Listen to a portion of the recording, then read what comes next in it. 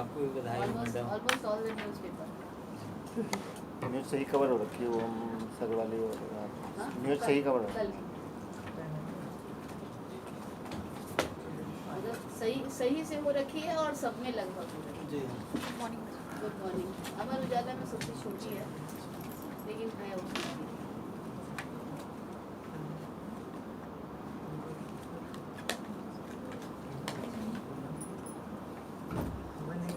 Report किसकी है? Ma'am हमारी आपकी है। रिपोर्ट आप लोग रेगुलरली सबमिट नहीं हो रहा है, 1-2 दिन का बीच में गैप है। किसने नहीं सबमिट किया अभी? किसी ने कहा हम इंग्लिश में टाइप करेंगे और सबमिट नहीं किया फिर? You anyone else? कब होगा वो? आज दे दो। आज दे देना। हाँ। ठीक है चलो। वो फोटो स्टेट लेट मिला था मैम, इसलिए लेट हो फोटो स्टेट लेट हो गया था, उस दिन ऑफिस बंद हो गया था ना। कोई बात नहीं, बहुत पुराना है। आज दे दो। आज दे देना। स्टार्ट करें मैम। हाँ चलो। कल दिनांक 26/6/2018 को एफडीसी कार्यक्रम में प्रोफेसर कौशल कुमार शर्मा द्वारा दिए गए व्याख्यान की रिपोर्ट इस प्रकार है। सर्वप्रथम उन्होंने मदन मोहन मालवीय के व्यक्तित्व को और उनके शिक्षा में योगदान के विषय में बताया। उस समय शिक्षा और संस्थान के क्षेत्र में उनसे बड़ा कोई भी ज्ञानी नहीं था। उस समय सामाजिक विद्वानों पर तकनीकी विज्ञान हावी हो रहा था, जो बिल्कुल गलत था। मदन मोहन मालवीय चाहते थे कि वे गाँव में जाएं और उनके बीच काम करने के लिए एक बिंदु तक पहुँचें, ताकि समय व हालात की परिस्थिति को बदला जा सके। फिर उन्होंने हमें यह बताया कि ट्रेनिंग कार्यक्रम को करने के लिए 4 महत्वपूर्ण बातें होती हैं, जो इस प्रकार से: पहली भावना, दूसरी काल्पनिक दृष्टि, तीसरा योजना, चौथा साधना। उन्होंने कहा कि ट्रेनिंग कार्यक्रम को क्यों करवाया जाता है, इसका क्या महत्व है, क्या ट्रेनिंग कार्यक्रम एपीआई को बढ़ाने के लिए होता है, इसमें एक शिक्षक का क्या रोल होता है, जो दूसरे के अनुभव को आत्मसात करे वह भी बहुत ज़रूरी होता है। उन्होंने कहा कि भावना का क्या रोल है और हमें ट्रेनिंग में काल्पनिक या कल्पना करनी आनी चाहिए, योजना बनानी आनी चाहिए और साधना कैसी करनी चाहिए, यह सब उन्होंने बताया। यह 4 तत्वों के समावेश से ही ट्रेनिंग कार्यक्रम हो सकता है। रिसर्च का स्तर वर्तमान में बहुत समतुल्य नहीं है। शोध को व्यवहारिक एवं जीवन में उपयोगी एवं उद्देश्यपूर्ण होना चाहिए। यदि आप समाज और शिक्षण संस्थान में अपने दायित्व का वास्तविक निर्वाह करना चाह रहे हैं, तभी आप स्तरीय शोध को कर पाएंगे। एक शिक्षक में 3 प्रकार की स्किल होनी चाहिए। पहला रीडिंग, दूसरा राइटिंग, तीसरा स्पीकिंग। शिक्षक समाज की विचारधारा को तभी प्रभावित कर सकता है जब एक बहुत कुशल वक्ता हो। रिसर्च के 4 प्रकार होते हैं। पहला वर्णनात्मक बनाम विशेषात्मक, दूसरा व्यवहारिक बनाम आधारभूत, तीसरा धारणात्मक बनाम प्रयोगात्मक, चौथा गुणात्मक अथवा मात्रात्मक। वर्तमान में सामाजिक अनुसंधान में सिर्फ एक दिशा अथवा चर को आधार बनाकर कार्य न करके, बल्कि समाज के प्रत्येक पहलू का अध्ययन करते हुए इंटरडिसिप्लिन उपयोगी शोध करना चाहिए। उदाहरण देते हुए उन्होंने कहा कि जब कोई अच्छा शोध लिखा जाता है, तब वह कोई एक व्यक्ति नहीं अपितु बहुत व्यक्तियों के सहयोग के साथ मिलकर लिखा जाता है। आगे उन्होंने कहा कि समस्याओं की उत्पत्ति मानव स्वयं करता है। गांव के लोगों को समस्या बहुत कम होती है, वरन शहर के लोगों को समस्या अत्यधिक होती है, क्योंकि शहर के लोग उपभोगी ज़्यादा होते हैं। व्यवहारिक भूगोल को स्पष्ट करते हुए उन्होंने कहा कि यह मानव भूगोल की प्रमुख शाखा है। इसके अंतर्गत मानव व्यवहार, निर्णय क्षमता एवं उस पर पड़ने वाले भौगोलिक प्रभाव के अध्ययन क्षेत्रीय एवं स्थानीय विशेषताओं को ध्यान में रखकर किया जाता है, जिसका सामाजिक शोध एवं मानव जीवन के उपयोग के लिए किया जा रहा है।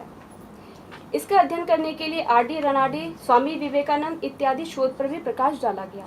एक अध्यापक को अपनी क्षमताओं एवं योग्यताओं को बढ़ाने के लिए 3 स्किल का उपयोग किया जाता है। पहला राइटिंग, दूसरा रीडिंग, तीसरा स्पीकिंग।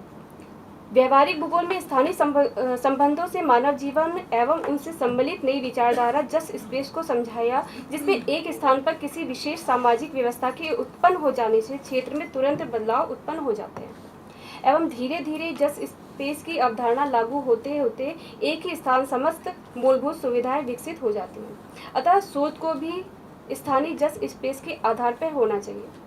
प्राचीन धार्मिक स्थान, जिसमें शंकराचार्य द्वारा स्थापित 4 मठों की भौगोलिक स्थिति को जोड़ते हुए मानव जीवन में ऊर्जा के संचार एवं परंपराओं को स्पष्ट किया गया। उज्जैन को ब्रह्मांड का केंद्र माना जाता है। तृतीय सत्र में डॉक्टर तुषार कांत मिश्रा, कॉमर्स विभाग, रामानुजन कॉलेज, दिल्ली यूनिवर्सिटी से आए। उन्होंने इमोशनल इंटेलिजेंस पर अपना व्याख्यान प्रस्तुत किया, जिसमें उन्होंने व्याख्यान में इमोशनल इंटेलिजेंस के बारे में बताया। मूलभूत बातों को बताते हुए उन्होंने कहा कि किसी व्यक्ति की सुनने की क्षमता सिर्फ 10 मिनट तक ही शेष रहती है, तत्पश्चात वह सुनने की क्षमता समाप्त होती चली जाती है। उन्होंने कहा कि सूचना तकनीकी के अत्यधिक प्रयोग से उपलब्ध सूचना की अधिकता शिक्षकों एवं छात्रों की सोचने व समझने की क्षमता समाप्त कर रही है। हम सिर्फ पुस्तकालय, समाज, मित्रों से ही नहीं बल्कि अपने छात्रों से भी बहुत कुछ सीख सकते हैं। कोई भी छात्र हमारी कक्षा में तभी उपस्थित होगा जब उसे आभास होगा कि मुझे ज्ञान की प्राप्ति होगी। किसी भी छात्र एवं शिक्षक के मध्य भावनात्मक संबंध होना अत्यधिक अनिवार्य होता है। स्वीडन का उदाहरण देते हुए उन्होंने कहा कि कक्षा में अध्यापक के स्थान पे एक मानव जनित रोबोट का प्रयोग किया गया, किंतु कक्षा में डिसिप्लिन न होने के कारण वह उसे कोई निर्देश नहीं दे पाया। अतः कोई भी मशीन अध्यापक का स्थान ग्रहण नहीं कर सकता, क्योंकि एक अध्यापक छात्र के साथ भावात्मक रूप से जुड़कर उसकी सामाजिक एवं बौद्धिक स्तर को देखते हुए उसकी शिक्षा प्रदान करता है। जिस तरह से माँ अपने बच्चों को गोद में लेकर स्नेह करती है एवं उसका प्रभाव स्पष्ट करके वह प्रसन्न होता है, ठीक उसी प्रकार से अध्यापक एवं छात्र का संबंध होता है। विकास के उन्होंने 4 क्रम बताए। पहला प्रोडक्ट एरा, दूसरा मार्केटिंग एरा, तीसरा इंफॉर्मेशन एरा, चौथा नॉलेज एरा।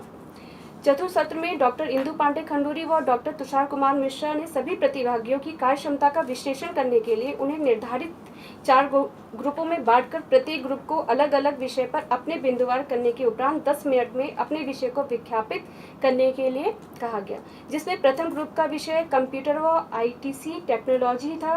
द्वितीय ग्रुप का विषय महाविद्यालय में ऐसा नया क्या किया जाए कि आपके व्यक्तित्व उन्नति एवं महाविद्यालय के सम्मान में वृद्धि हो।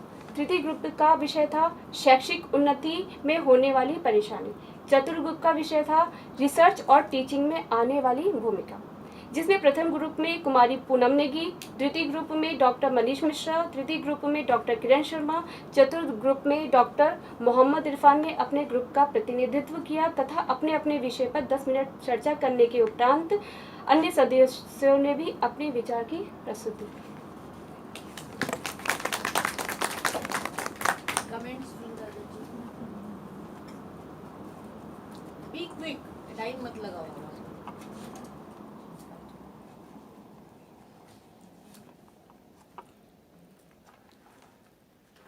थर्ड सेशन में टीके मिश्रा सर ने एक एग्जाम्पल दिया था कि हम अपने स्टूडेंट्स का कैसे लालन पालन कर सकते हैं एक माँ की तरह। जैसे माँ या अपने स्टूडेंट की कैसे ज़रूरतों को हम समझ सकते हैं, एक फीलिंग्स को उन्होंने इंडिकेट किया था एग्जाम्पल के थ्रू। जैसे माँ अपने बच्चे को लोरू सुनाती है, वो शब्दों का महत्व नहीं जानता बच्चा, लेकिन वो सो जाता है तो वो एक फीलिंग्स, एक इंटरनल फीलिंग्स होती है जो कि ना शब्दों की ज़रूरत होती है और ना उसमें किसी और चीज़, लेकिन वो एक राग होता है या कह लीजिए फीलिंग्स होती है जो डीप बच्चे की ज़रूरत को पहचानती है। उसको भी मैं मानता हूँ कि थोड़ा हाईलाइट करना था।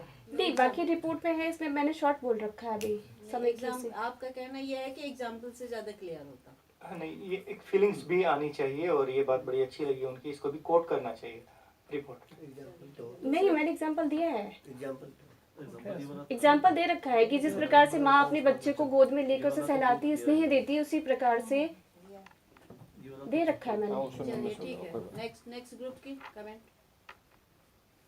केवल इसमें एक चीज जो थी कि 2 बार रिपीट हुई है कि रीडिंग, राइटिंग और स्पीकिंग, वो 2 बार रिपीट हो गई है, वो नहीं होनी चाहिए। ठीक, नेक्स्ट ग्रुप।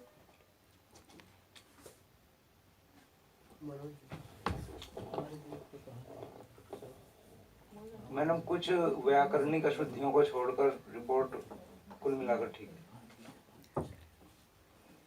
व्याकरणीय सही जवाब दिया। एवं उच्चारण एवं होता है उसका, एवं नहीं होता है। और कोई कमेंट नहीं है? मैम थोड़ा ये जो 4th सेशन था उसका इन्होंने वर्णात्मक कह दिया, लेकिन उसमें क्या क्या बातें थी मैं थोड़ा सा मतलब कि वो और मैंने ऐड करना चाह रहा हूँ कि इसमें रहता तो और अच्छा होता। हाँ। नहीं, समय की पाबंदी की हाँ। कमी की उससे मैंने बताया, बाकी रिपोर्ट में है। बहुत अच्छी है। चलिए ठीक है। अच्छी है रिपोर्ट, बहुत अच्छी रिपोर्ट बढ़िया है, कंसाइज है और बहुत शॉर्ट करने के अपने खतरे होते हैं, उन खतरों की तरफ आप लोग इंगित कर रहे हैं। कुछ छूट जाती हैं चीजें। नहीं, ज़्यादा लंबा होता तो समय की फिर मुझे टोका जाता कि समय ज़्यादा हो रहा है, फिर मैं अपने बात को कंप्लीट नहीं कर पाती। वो तो फिर इसके comment चार के छोटा लिए छोटा है छोटा इसमें। करके मेन बिंदु को मैंने रिटर्न में तो आएंगे ना। हाँ सब लिखित है इसमें। नहीं लिखित भी है, लेकिन एक चीज किया जा सकता था कि जैसे 4 ग्रुप्स का आपने किया है तो उसका एक एक वाइटल पॉइंट ले सकते थे आप, जी। एक एक सिर्फ जी जो मैम। आपको सबसे इम्पोर्टेंट लगता उसको आप ले सकते थे कि इस ग्रुप का ये पॉइंट सबसे महत्वपूर्ण था, इस ग्रुप का ये पॉइंट महत्वपूर्ण था, या उनका प्रेजेंटेशन का तरीका कैसा था, ये आप ले सकते थे। जैसे अभी आप पे कमेंट हुआ तो आप भी मतलब रिपोर्ट में ये कर सकते थे कि इनका सुव्यवस्थित प्रेजेंटेशन था, इनका वोकल प्रेजेंटेशन था, इनका थोड़ा सा एलेबोरेटिव प्रेजेंटेशन था, इस तरह की चीज़ें आप ले सकते थे। जी मैम। मतलब ये ऐसा नहीं है कि कमी नहीं इंगित की जा रही है आपको। अगर आपको कुछ सजेस्ट किया जा रहा है तो अपने आप को, अगर लगता है कि दूसरा व्यक्ति गलत बोल रहा है तो रिपोर्ट प्रेजेंट करने के बाद एक लाइन में सिर्फ डिफेंड करिए। डिफेंस हमेशा बहुत शार्प होना चाहिए, एलेबोरेटिव नहीं होना चाहिए कि पता चला आपने रिपोर्ट पढ़ने में टाइम मैनेज किया और अपने आप को डिफेंड करने में उससे ज़्यादा टाइम ले लिया, जी मैम। तो वो फिर एक शॉर्टकमिंग के रूप में आता है। एनीवे इट्स गुड रिपोर्ट और